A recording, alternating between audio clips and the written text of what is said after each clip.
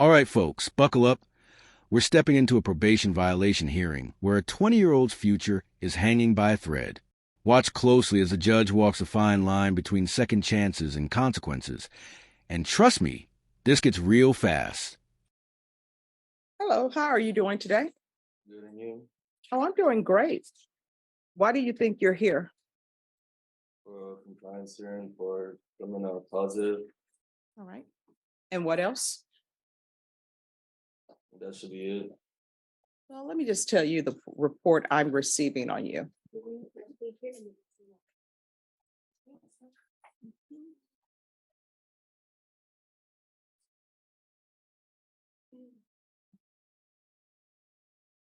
All right, and this is what the probation officer is saying to me about you. And how old are you? 20. All right, you're 20. Since obtaining the probationer's case, when they say probationer, they're talking about you. He has shown zero to very minimal effort regarding his probation. The probationer has had issues reporting on time, reporting for field visits, testing positive for cocaine and meth, and enrolling or providing proof of employment for any remaining court-ordered programs. The probationer and I have had several discussions regarding his actions and how or what we can do to get back on track, really stressing the small actions, such as simply calling this probation officer within 24 hours after an attempted field visit or taking accountability for his action.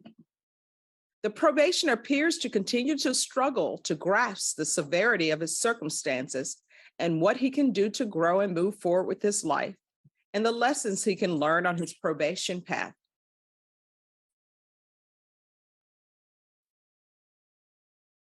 That's the report that I have on you.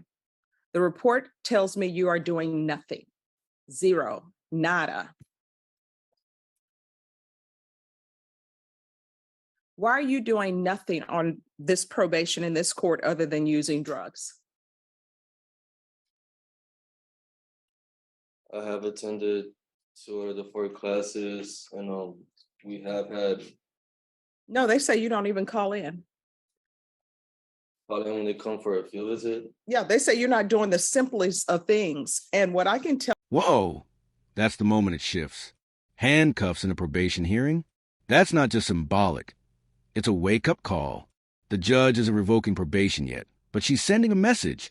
You're out of chances. This move sets the tone for everything that follows. Tell you is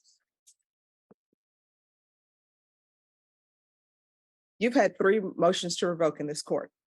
So, and I know that each time you came before me, I've told you that you're looking at up to 10 years in the prison. Deputy Laura, could you do me a favor? Could you place the handcuffs on him, please? Each time you come before me, I know I've told you you're looking at doing 10 years in prison. Obviously, your mother is not laying down the law with you at home. They say that you keep saying that you work with your mom, but you don't provide any proof. I can tell you right now, I'm not going to allow you to work with your mom because I don't know if your mom is actually having you work with her. So you're going to ISF. And the reason why I'm sending you to ISF is because you need an attitude adjustment. You understand? Now, if you don't want to sign to go to ISF, you don't have to sign for it. What will end up happening is a motion to revoke. Now, let's unpack that. ISF stands for Intermediate Sanction Facility. Think of it as a last chance boot camp before actual prison. Judges use ISF when they see potential for rehabilitation, but patience is wearing thin. What do you think? Fair call or too soft? Revoke will be filed. So which would you prefer? ISF, Your Honor. All right. So he wants to go to ISF, and if you could put him in ISF cognitive. Your Honor, so we, the recommendation was for local ISF. Okay. All right. So you're going to go to local ISF. This is the last time we're going to have this conversation with you following rules. Obviously, your mom is not laying down the law with you. So you're not going to be allowed to work with your mom. You're going to have to get a job with a different employer, because if you get a job with a different employer, that employer, if you don't report, they're not going to pay you. They're not going to call the court and say, oh yeah, he reported for work if you did not. Do you understand? Yes, Your Honor. All right. Do you want to go to prison? No, Your Honor. All right. If you want to go to prison, I will get an attorney appointed to you and you can go to prison and I'll send you to prison. How old are you? 20 years old. All right. You're 20. You're going to have to start doing better. Do you have children? No. That's a good thing. Probation, this is serious. And I hope I'm getting your attention, because we're not going to have a conversation again where you're not doing anything. You understand? Yes, Your Honor. Now, is there anything else you need to be successful on this probation? No, it shouldn't be. All right. Do not come back here again where you are not doing anything. You understand? Yes, Your Honor. I keep an open mind on everything, but we are not going to have any more compliance hearings with you. If I get a report and it appears that everything is in order, a motion to revoke is going to be filed. When a motion to revoke is filed, what ends up happening is a warrant is issued for your arrest, and you will be picked up wherever you may be. You could be at the grocery store in the middle of checking out or have already checked out. You know what's going to happen? Those groceries are going to be put to the side and they're going to take you to jail. If you are at home, they're going to pick you up and take you to jail. If you're in the middle of watching a movie and you're at the part where they're about to solve everything, guess what? If they pick you up during that time, you're going to miss what happens. Do you understand? Yes, Your Honor. In this court, probation is serious. In this court, communication is key. And probation officers know that I like for them to communicate with people. And that's why they put in here that they've had several discussions with you regarding your actions. Do you understand? Yes, Your Honor. All right, good luck to you. 3 CR 1042, State of Texas versus Celine Renee Briard. Can I have parties announced for the record for the state? Thank you to the state, Your Honor. Defense? Robert Gaona for the defendant. Are you Celine Briard? Yes, ma'am. How do you pronounce your last name? Briard. Briard? Oh, I was doing great. Counsel, I'm showing you the discovery acknowledgement. Have you received all the discovery in this case, and did you review it with your client? Yes, Your Honor. Court will find that the state is in compliance with discovery. Ms. Briard, I'm showing you what's entitled application for probation. Did you review that with your attorney? Did you understand it, and did you sign it? Yes, Your Honor. Showing you what's entitled true bill of indictment. Did you review that with your attorney? Did you understand it? Counsel, do you waive the reading of the indictment? New case, new stakes. Meet Celine Briard. From probation violations to felony fraud, this courtroom is about to switch gears fast. But what really grabs attention here isn't just the charge. It's her backstory. Motherhood, substance abuse, and redemption hanging in the balance. Indictment? We do, Your Honor. State, are you proceeding on the indictment as presented?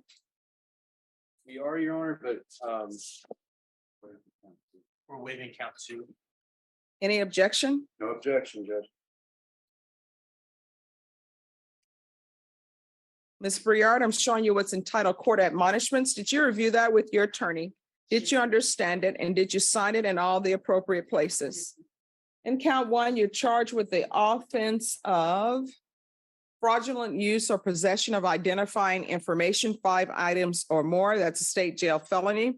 Range of punishment is anywhere from 180 days in the state jail facility and up to a $10,000 fine. Did you understand? Yes, ma'am. And exhibits 1 and attachments, the court will find there is sufficient evidence to find you guilty, and the court will find you guilty. Are you proceeding with sentencing? We'd ask that you would, Judge. Anything you wish to say on behalf of your client? Judge, that if all of the plea bargain agreement allowed her to be released today, she can report for any type of appointments that are necessary for completion of probation. All right. So how many children do you have? I- All right, excuse me. In this area, you all are blocking probation. She cannot hear, she cannot see. I have 3 children. I'm expecting. All right. How old are your 3 other children? They're 2, 3, and 5 months. And where are they? They're with their grandmother. So how long have they been with their grandmother? A couple of months, Judge. Why? I just had some things going on. Thought it was best for my mother-in-law has custody of my kids right now. Why does she have custody? Oh, because I had I'm sorry, you're gonna have to speak I up. had a CPS case going on because my son had got out of the apartment when everybody was sleeping early in the morning, and so Is this the 5-month-old? no, no, ma'am. It's a 3-year-old. Okay. So you have a CPS case. Yes, ma'am. It's currently about to be closed. Oh, it's about to be closed? Yes, ma'am. So that means if it's about to be closed, that means, and your attorney does CPS work, right? So tell her what that means, counselor. Judge, what happened was it turned out to be a safety plan, an investigation in which I met the safety placement and she verified everything. So, If everything pans out, she knows it will be closed. If not, it could go legal. But and we looked into the it reason why further. they do the safety plans means exactly what it says, safety plan. Yes, ma'am. So what's your drug of choice? I mean, I don't do any drugs right now, but I was using methamphetamines, but I've been sober for quite a while now. All right, how often were you using meth? Like maybe every week, every other week. It just depends. When's the last time you used meth? Like 4 months. All right, so that's probably why CPS was involved. When's the last time you had employment? I was right before I was arrested. Doing what? I was doing home health care and working for a hotel at the front desk. All right, I can tell you right now, I don't allow people on probation here to be home health care providers. Yes, ma'am.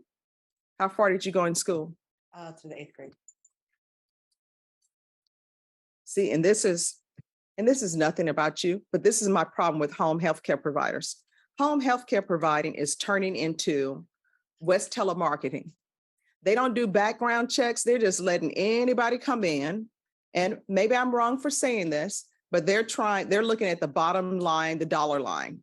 So I'm being told that they're letting somebody with an 8th grade education who has meth issues, who has 3 children that she doesn't even have custody for them, work as a home health care provider. Thank you, home health care provider people. So that is why I don't let people work as home health care provider. Now, maybe once you get your life together, maybe that will be a good fit for you, but I'm not going to allow that. Yes, ma'am, I understand. So why do you only have your 8th grade education? I just never furthered my education, but I am in, actually, just before I got arrested, got some GD books from the library, so I am trying to pursue my GD. Okay. So what are you planning on doing with your rest of your life? What are your hopes, your dreams? Well, after I get my GD, I want to be a cosmetologist. So. Okay. Hey, that's doable. But I will tell you this, anything that requires a license, when you have convictions, before you start spending all that money to do it, you need to find out from the state, wherever you're going to be licensed, if that's going to be a hindrance to you. Yes, ma'am. Not saying that it will stop you, but it may cause complications. Yes, ma'am. All right, counsel, is there anything else? Oh, yeah. All right, this is what the court is going to do. The court is going to sentence you to 2 years in the state jail facility, suspended and probated for 4 years.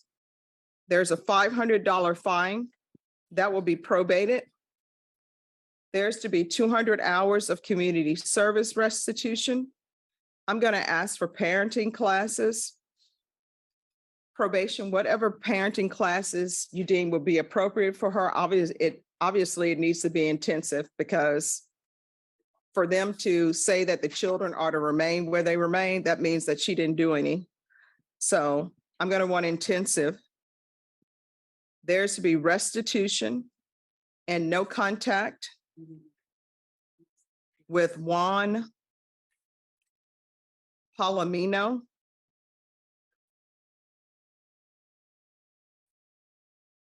There's to be no unsupervised contact with minors. There's to be proof of employment within 30 days of release. There's to be no employment as a home health care provider or with minors. Regular reporting by Zoom or in person. The UA hotline until further notice.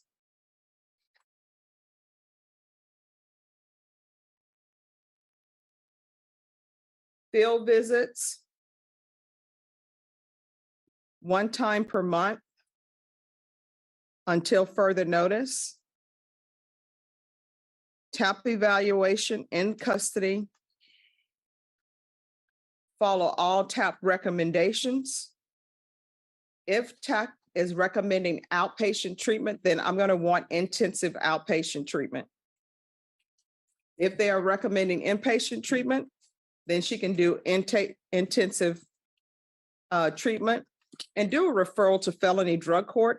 I know that felony drug court is full, but maybe she can be placed on the wait list if they are recommending inpatient treatment for her. Probation, is there anything else she needs? Yes. All right, is there anything else you need from the court in order to be successful? No, ma'am.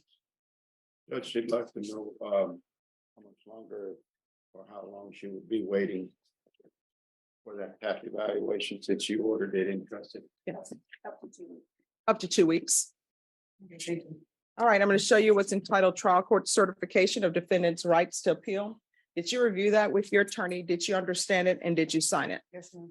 All right, because this is a plea bargain agreement, because I followed your plea bargain agreement, because you waived your right to appeal, you do not have the court's permission to appeal. Because this is a felony conviction, you're not allowed to own or possess any weapons or ammunition. If you have a question over what a weapon or ammunition is, you'll need to speak to an attorney. Do you understand? Yes, ma'am. All right, so here's the thing. Those 3 children, those are your children. It's not the grandparents' child. The grandparents are just supposed to be grandparents to children. They're not supposed to be raising more children, which is raising your children. You cannot have children and then tell them to go to Travis Park and say, you're on your own. And there is no reason a child. That right there, that's the heartbeat of this courtroom. Beyond punishment, this judge is trying to break cycles. Addiction, neglect, generational struggle. And in moments like this, it's not just a legal sentence. It's a moral crossroads. Will Celine turn around? Only time will tell. Should be able to get out of your house and you not know about it, and they're that age. So many things could have happened to your child when they got out of the house. Could have been hit by a car. And guess what? People can't see children that age because they're tiny and they're small. Somebody could have picked them up. And guess what? There's a reason we have indecency with a child cases in this court. Anything could have happened to your child. And when you're using drugs and you're pregnant, whatever you're using, your child is using too. So if you don't think a baby should be smoking a cigarette, you shouldn't be smoking a cigarette, because guess what? When you're carrying a child and you're smoking a cigarette, your baby's smoking a cigarette. If you don't think a child should be doing alcohol, when you're drinking alcohol, your baby's drinking alcohol. You're going to have to start making better choices. You understand? Yes.